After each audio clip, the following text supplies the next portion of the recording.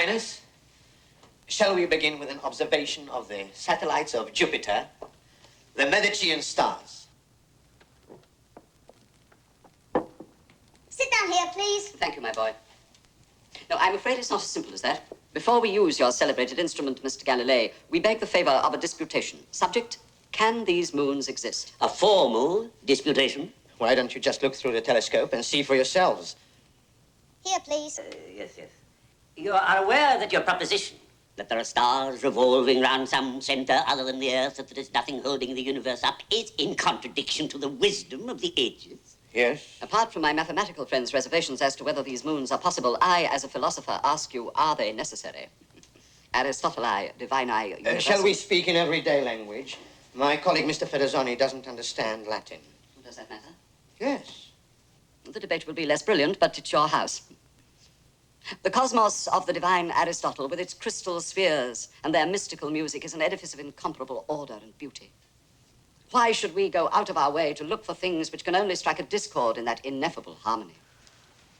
Your Highness, would you care to observe these unnecessary and impossible stars through the telescope?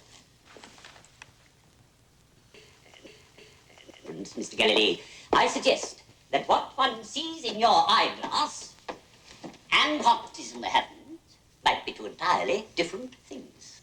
Admirably put. Great restraint. Are you accusing me of fraud? We wouldn't dream of it in the presence of His Highness. Is there something wrong with my stars? Your Highness's stars are fine. The gentlemen are only wondering whether they really exist. Are you gentlemen going to look or not? Certainly.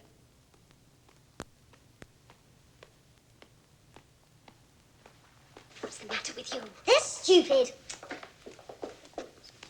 Deplorable child. Your Highness, I have just received an important message. I think we should go at once. Gentlemen, the sum of our knowledge is pitiful. It has been my singular good fortune to get hold of a new instrument that brings a small patch of the universe a little bit closer.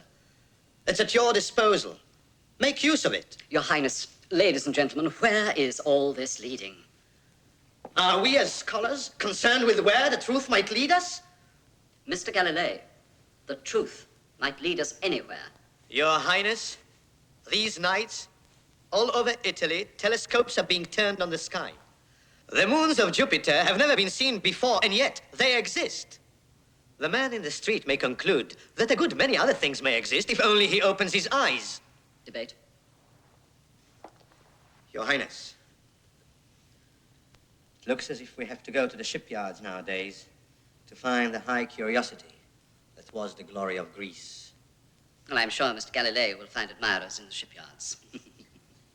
Your Highness, I find this highly informative discussion has exceeded the time we allowed for it. It is imperative that we leave at once. What if my capes, Your Highness?